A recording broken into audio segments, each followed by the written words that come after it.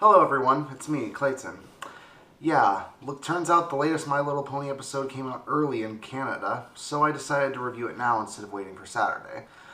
With that being said, I'll take a look at the latest My Little Pony episode, Fluttershy Leans In. Now, when it comes to Fluttershy episodes, they're usually not my favorite episodes, considering Fluttershy isn't my favorite main six character. She initially has a very basic character, and she doesn't exactly go through a lot of development throughout most of her episodes. However, there are some episodes like Philly Vanilli and Hurricane Fluttershy where I do legitimately like her stories.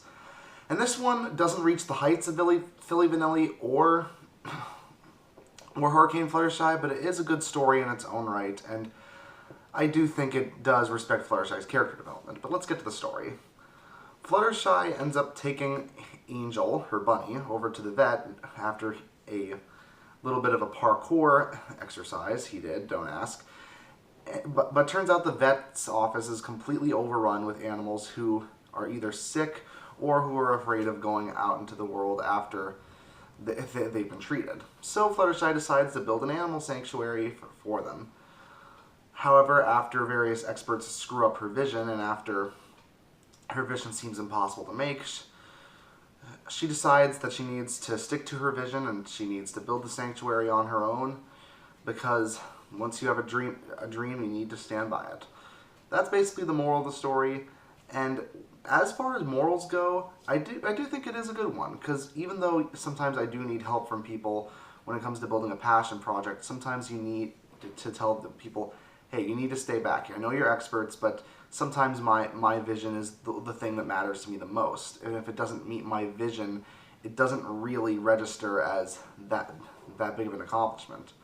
So I'm glad the episode was able to point that out in its own way, while still making the episode entertaining enough to have that message mean something.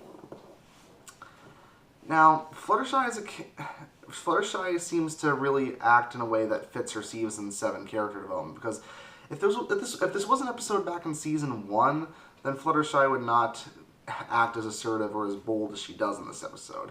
And considering that she does act assertive and bold and she stands by what she believes in, I do like the fact that GM Barrow, the writer, was able to make that the case in this episode.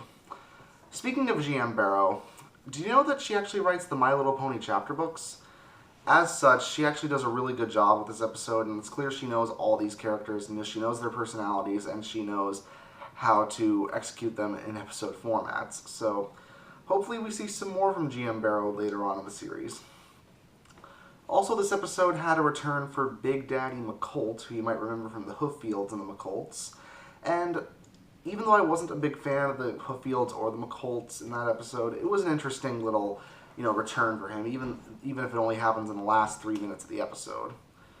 Other than that, there's not a whole lot to say about this episode. It's a straightforward Fluttershy story that is decent, it is well executed, but there's just not a lot of positive or negative things to say other than it's a well-executed story. Fluttershy has a nice performance, and the fact that Big Daddy McColt makes a return appearance. It's not like there's anything glaringly bad about the episode, but there's also not anything that's really incredibly good to me.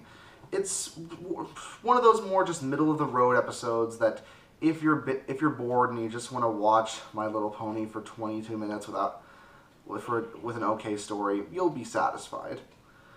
As such, I'll give Fluttershy Leans In a 7.5 out of 10. See you next time.